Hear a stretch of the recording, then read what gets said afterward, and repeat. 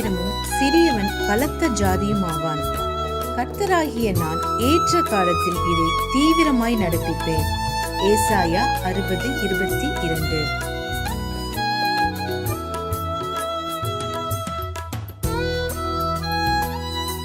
A little one shall become 1,000, and a small one a strong nation.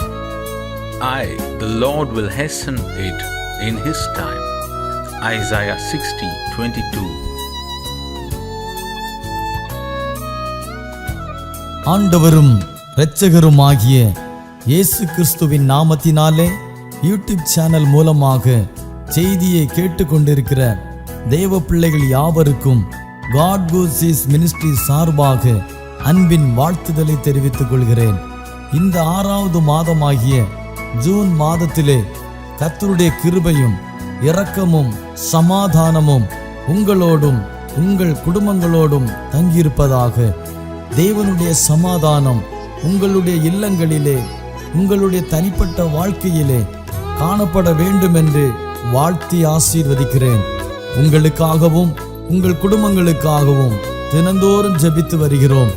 தேவனாகிய கர்த்தர் இந்த மாதத்திலே நம் கண்ணீருக்கெல்லாம் ஒரு பதிலை தர உண்மையுள்ளவராயிருக்கிறார் என்பதை நான் விசுவாசிக்கிறேன். நீங்களும் அதை விசுவாசித்து தேவனுடைய நாமத்தை மகிமைப்படுத்தி உங்களை ஒப்பு கொடுங்கள். கர்த்தருடைய வார்த்தையை விசுவாசிக்கிறவர்களுக்கு தேவனுடைய வார்த்தையினால் உண்டான சமாதானமும் மகிமையும் இரக்கமும் நிச்சயம் கிடைக்கும் என்பதில் சந்தேகமில்லை. இந்த மாதத்தில் கர்த்தருடைய வார்த்தை உங்கள் வாழ்க்கையில் கிரியை செய்யும்படியாக நீங்கள் உங்களை தேவனுக்கு முன்பாக ஒப்புக்கொடுங்கள். தேவனாகிய கர்த்தர் உங்களையும் உங்கள் குடும்பங்களையும் ஆசீர்வதிப்பாராக. ஆமென்.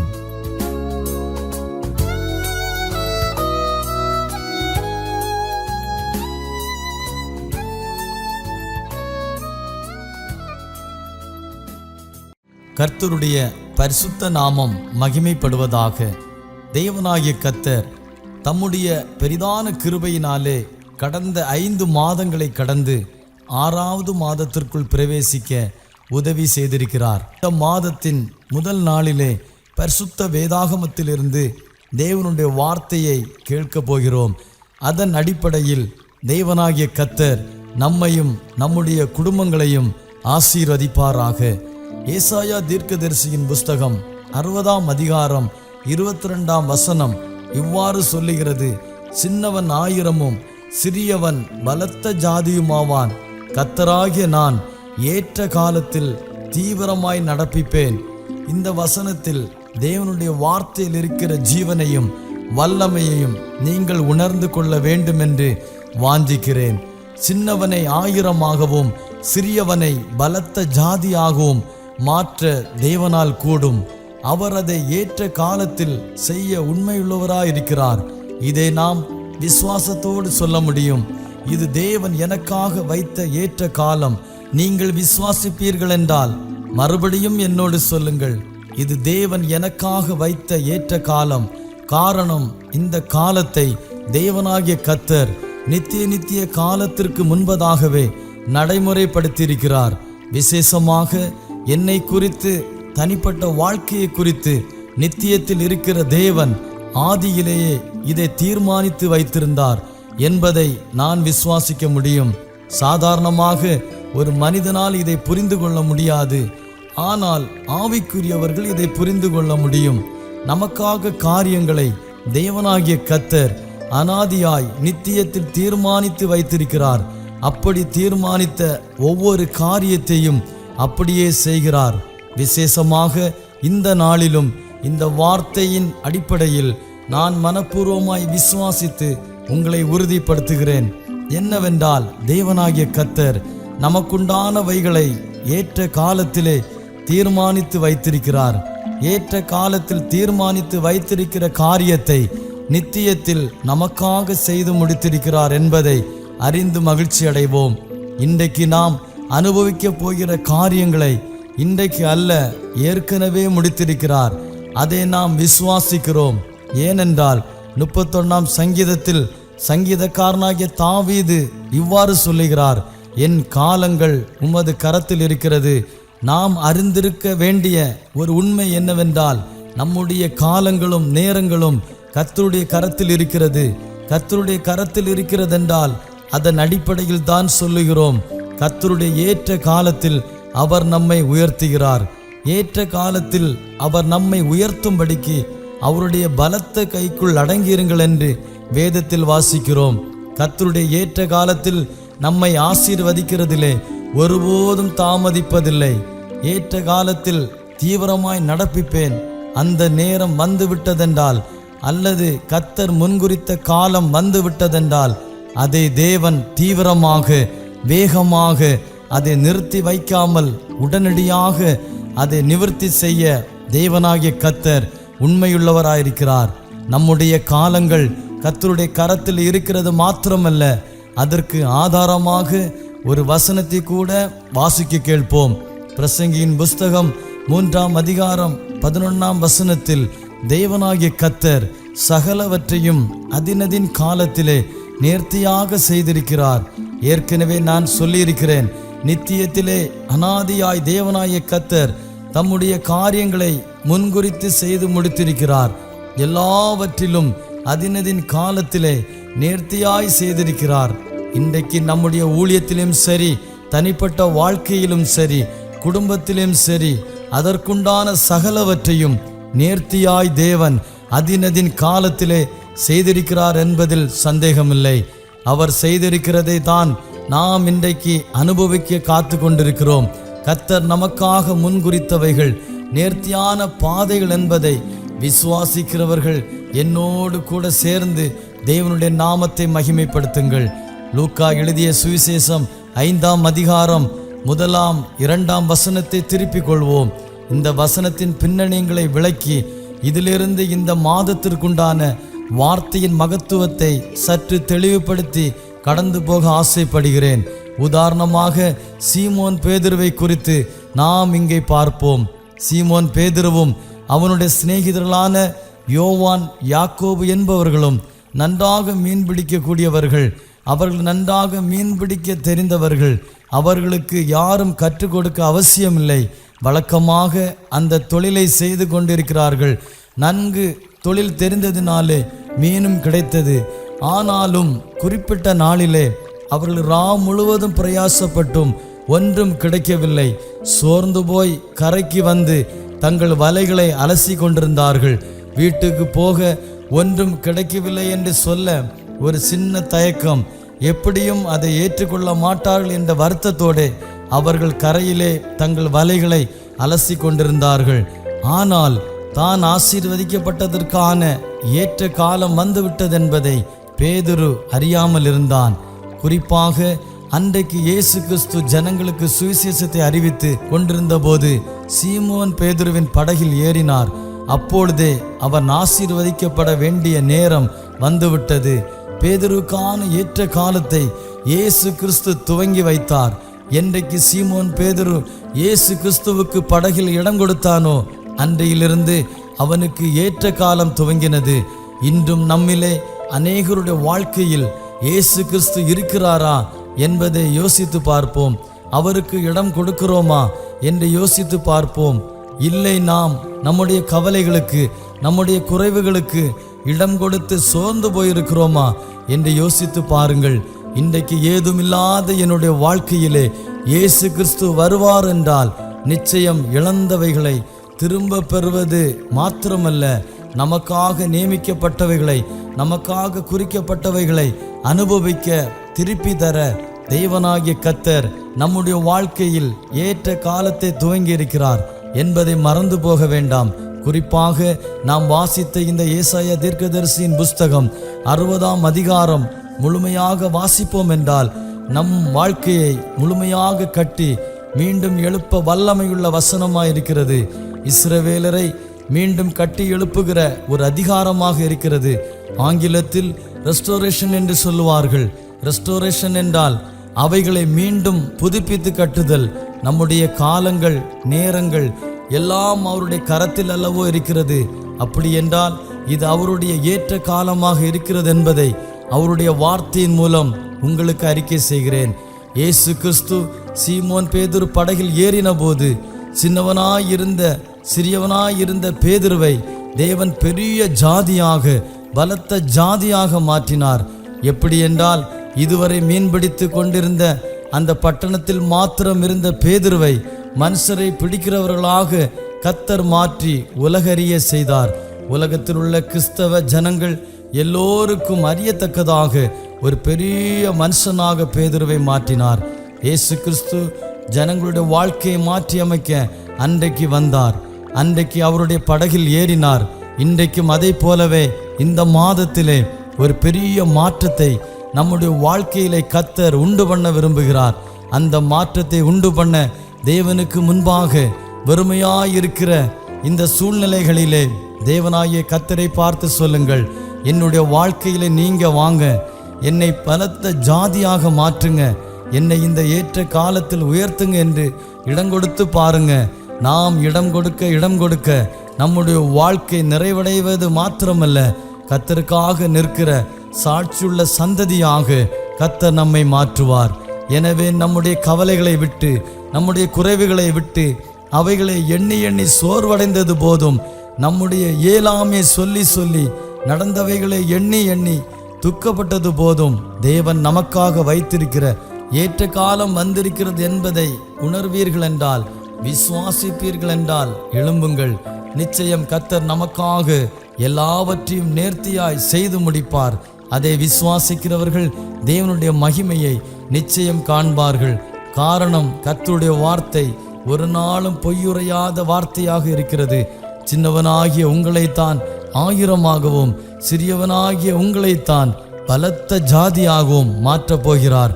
அதை விசுவாசிக்கிறவர்கள் என்னோடு சேர்ந்து ஜெபத்தில் கலந்து கொண்டு விசுவாசத்தோடு அறிக்கை செய்து பாருங்கள்.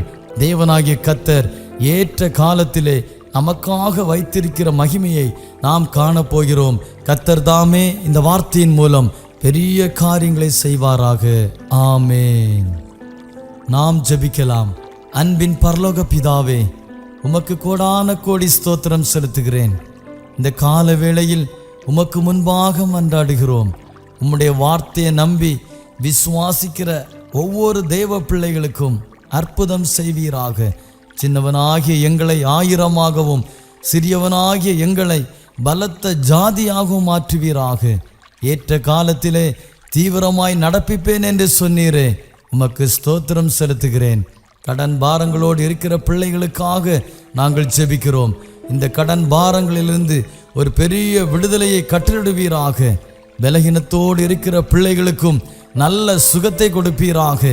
அன்பு தகப்பனே, எங்களோடு ஜெபத்தில் இணைந்திருக்கிற ஒவ்வொருவரையும் ஆசீர்வதிங்க. உம்முடைய கிருபையும் சமாதானமும் பாதுகாப்பும் ஒவ்வொரு குடும்பங்களையும் ஆளுகை செய்யட்டும். இந்த மாதத்திலே கர்த்தருடைய மகிமையை வெளியரங்கமாய் காண விரும்புகிறோம். நீர் அப்படி செய்ய போகிறதற்காக ஸ்தோத்திரம். எங்களை தாழ்த்தி ஒப்பு கொடுக்கிறோம். இயேசு கிறிஸ்துவின் நாமத்தில் ஜெபிக்கிறோம். ஜெபங்கேளும் எங்கள் ஜீவனுள்ள நல்ல பிதாவே, ஆமேன். கர்த்தர் தாமே உங்களையும் உங்கள் குடும்பங்களையும் ஆசீர்வதிப்பாராக. தொடர்ந்து தேவனுடைய நாமத்தை மகிமைப்படுத்துங்கள். இந்த மாதத்திலே தேவனாகிய கர்த்தர் நமக்கு முன்குறித்தவைகளை அனுபவிக்க உதவி செய்ய போகிறார். சின்னவனாகிய உங்களை ஆயிரமாகவும், சிறியவனாகிய உங்களை பலத்த ஜாதியாகவும் மாற்றுவாராக. ஆமேன்.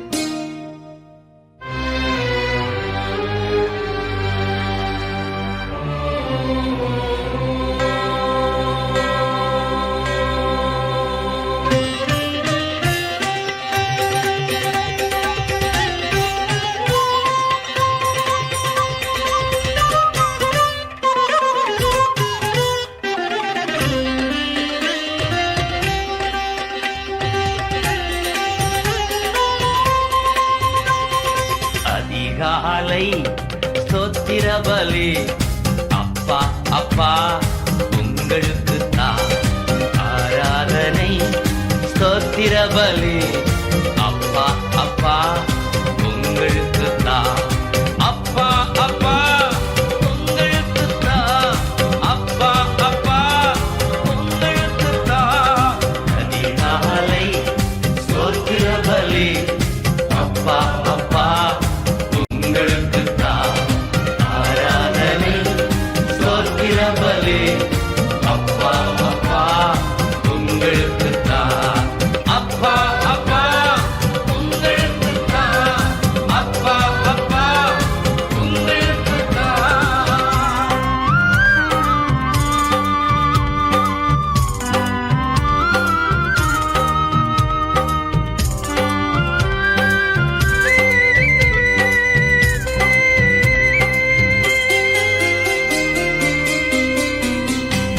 எபினேசர் எபினேசர் இதுவரை உதவி செய்தீர்.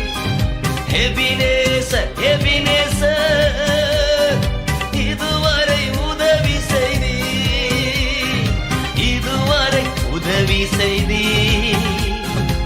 எபினேசர் எபினேசர் இதுவரை உதவி செய்தீர். எபினேசர் எபினேசர் அதிகாலை ஸ்தோத்திர பலி அப்பா அப்பா உங்களுக்கு தான் ஆராதனை.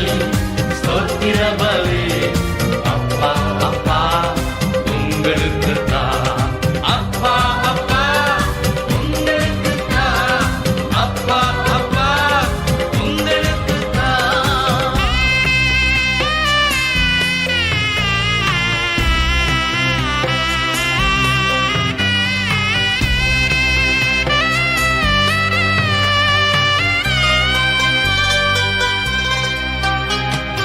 எல் ஷடாய் எல் ஷடாய் எல்லாம் வல்லவரே. எல் ஷடாய் எல் ஷடாய் எல்லாம் வல்லவரே. எல்லாம் வல்லவரே. எல் ஷடாய் எல் ஷடாய் எல்லாம் வல்லவரே. எல் ஷடாய் எல் ஷடாய் அதிகாலை ஸ்தோத்திர பலி அப்பா அப்பா உங்களுக்கு தான் ஆராதனை. ஸ்தோத்திர பலி அப்பா அப்பா உங்களுக்கு தான். அப்பா அப்பா உங்களுக்கு தான். அப்பா அப்பா உங்களுக்கு தான்.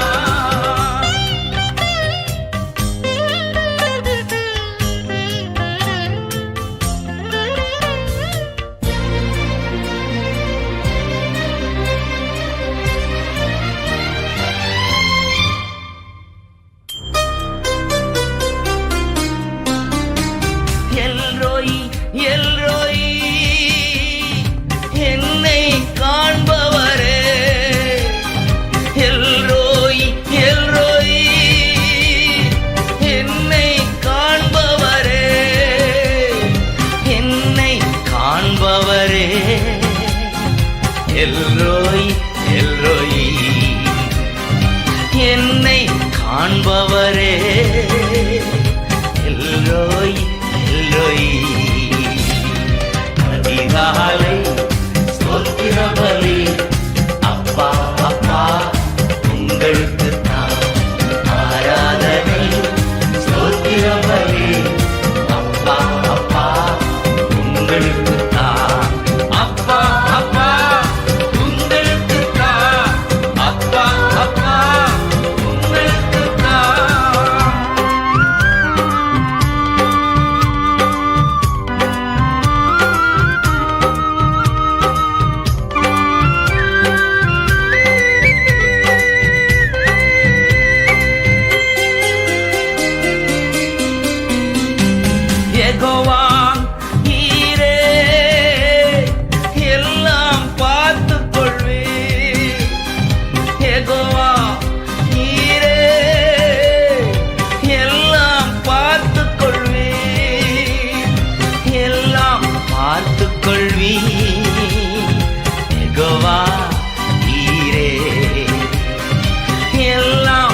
காத்துக் கொள்வி யெகோவா நீரே.